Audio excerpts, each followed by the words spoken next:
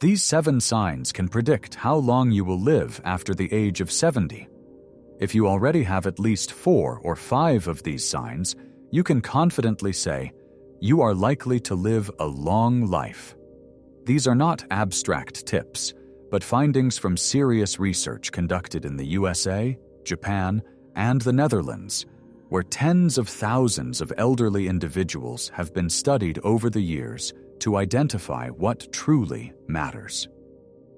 Even if you're feeling tired or weak today, there's always a way to take a step toward becoming a better version of yourself. Because longevity is not a miracle or luck. It's the result of small, timely decisions. Stay tuned until the end, and let us know which signs you've noticed in yourself. Don't forget to subscribe to the channel so you won't miss the next video. The first sign, walking speed. This is a precise marker you might not be aware of. At first glance, what difference does it make how fast someone walks? After all, it could just be a habit, comfort, or mood. However, researchers from Harvard University and the University of Pittsburgh conducted extensive studies and arrived at an unexpected conclusion. Walking speed in older age is one of the most accurate indicators of how long you will live. Why is that?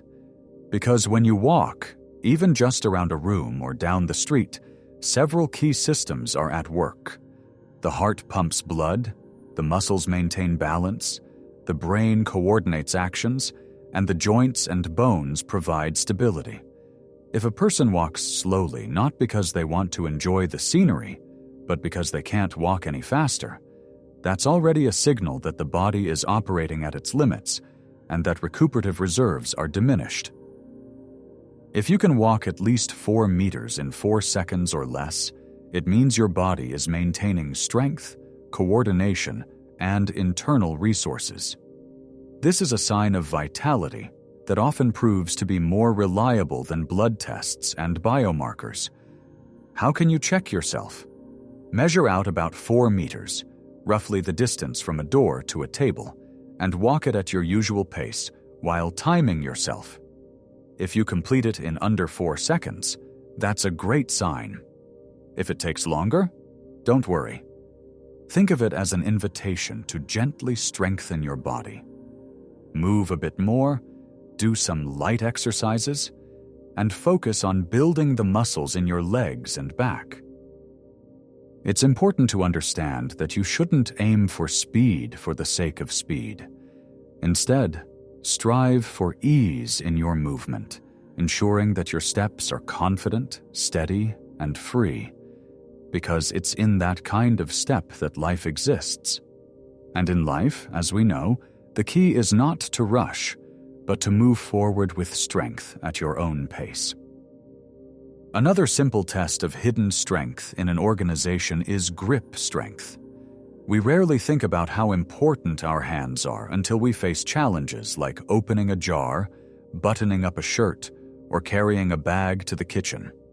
But behind these movements lies not just convenience, but one of the most accurate indicators of our internal resources: grip strength. Research conducted in Canada, the UK, and South Korea has shown that individuals with a strong, confident grip have a significantly higher chance of living longer. This is especially true for women. As they age, they lose muscle mass more quickly, and a decline in grip strength is often linked to a general weakening of the body. A weak grip is not just a sign that your hand is a bit weaker. It's a signal that the muscles throughout your body are losing tone, which means your resistance to stress decreases, your metabolism slows down, your heart function is affected, and surprisingly, your mood worsens. Muscles play a significant role in regulating hormonal balance, especially after the age of 60. Checking your grip strength is simple. Try to open a tight jar or squeeze the hand of someone close to you. Did you feel confidence in your fingers and control? That's a good sign. If you already feel like your strength is diminishing, Start small. Use a soft exercise ball, squeeze a rubber ball, do some gardening, or try hand knitting. These activities are not just about using your hands, they're a workout for your health. Strong hands are not just about sports, they symbolize the ability to maintain independence, freedom of movement, and, importantly, the feeling of, I can manage. I have an inner support, even in my palms. Next, we will discuss another important test and why this simple skill reveals more than many medical examinations. At first glance, what's so special about getting up from a chair? It seems like such a simple, everyday gesture that we perform dozens of times a day. But if you take a closer look, how many people over the age of 70 can do this effortlessly, without support, without straining, and without groaning or leaning forward in fatigue? Experts refer to this test as the 5-time sit-to-stand test and invite you to try it. Stand up and sit down 5 times in a row without using your hands for assistance. If you can do this calmly, without losing your balance or feeling overly fatigued, it means that your muscles, joints, brain, and vestibular system are functioning well together. The challenge in this movement arises when muscle mass decreases and body control becomes less stable. If you find yourself swaying, searching for a point of support, or relying on armrests or your hands, it could be a sign that your body is losing strength faster than it can recover. In the long run, this increases the risk of falls, fatigue, and even social isolation. Why is this so important? Because the ability to stand up independently is directly linked to one's level of physical independence.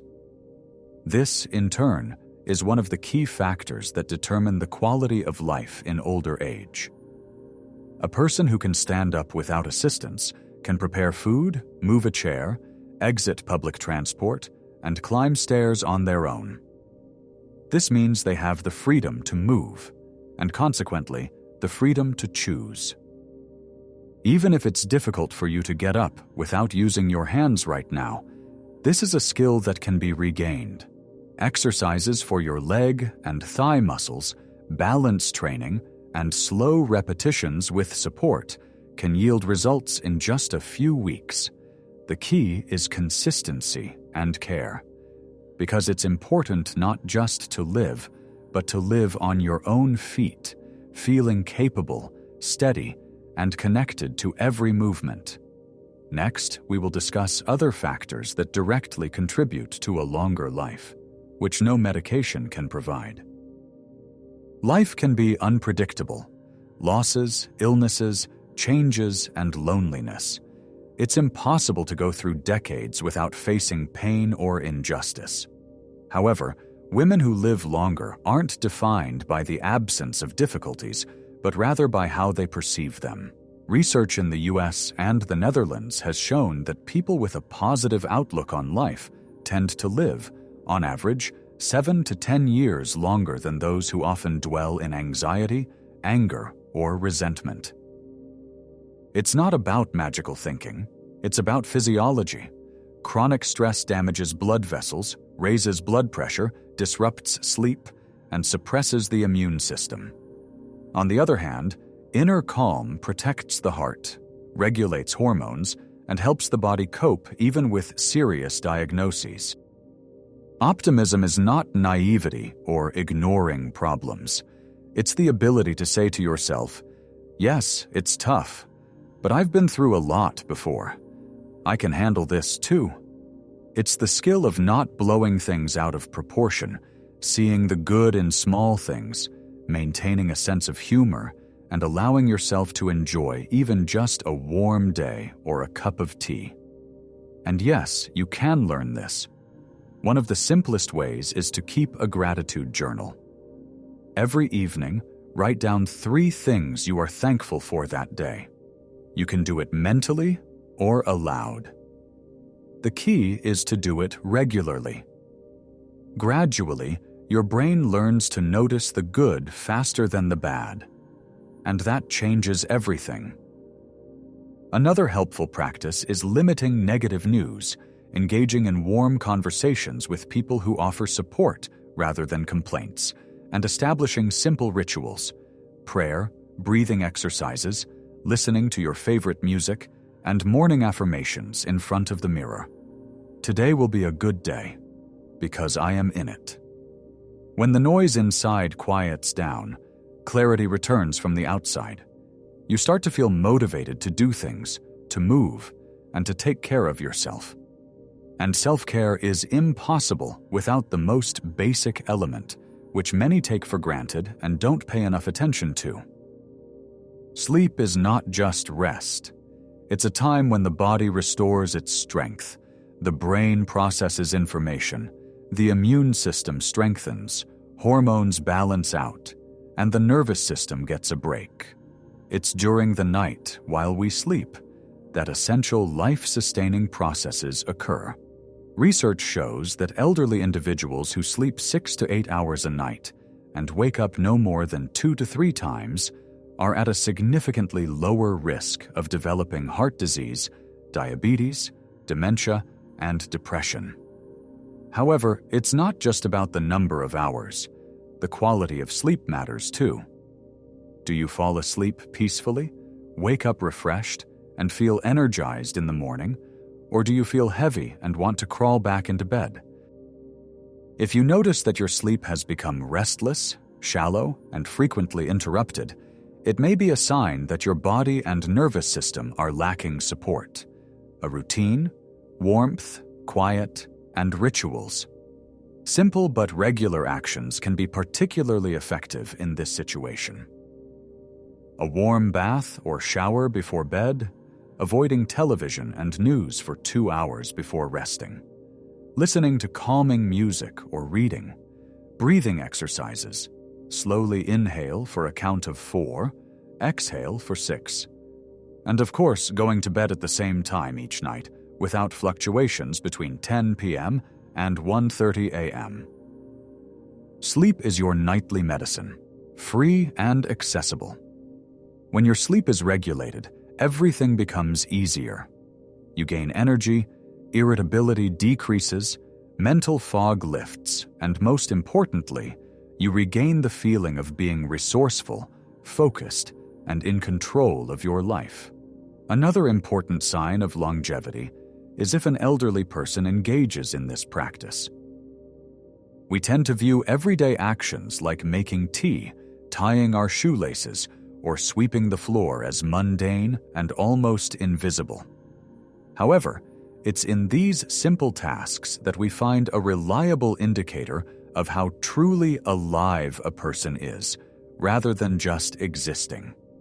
Research conducted by Japanese gerontologists in a country known for having one of the highest life expectancies in the world has shown that individuals over 70 who continue to cook, clean, and shop for themselves tend to experience fewer illnesses, maintain mental clarity longer, and feel a sense of purpose. It's not because they lack assistance, but because they remain actively engaged in life, where their body, mind, and mood work in harmony. Check in with yourself. Can you tie your shoelaces, go to the pharmacy, and prepare lunch without feeling exhausted? If so, that's a fantastic sign. If you find that you need help, that's okay. Start by strengthening your ability to handle small daily tasks. Get out of bed without rushing, walk around your home without support, and prepare at least part of your meal. The key is to maintain the skill of doing something independently. Independence in daily life isn't about pride, it's about inner confidence. I still exist, I'm in my body, and I can influence how my day unfolds. Even small actions send a signal to the body. I'm alive, and to the brain, they set a task to move, think, remember, and manage. While support from family or social services is certainly a blessing, nothing can replace the feeling of, I did it. Maybe slowly, but I did it on my own. However, even independence can't replace one essential thing, without which life loses its meaning, and hoping for many more years ahead becomes futile. What could that be? Sometimes it feels like, as we age, our social circle inevitably shrinks. Family members call less often, friends visit less frequently, and a simple nod is all we get in response to a greeting at the store.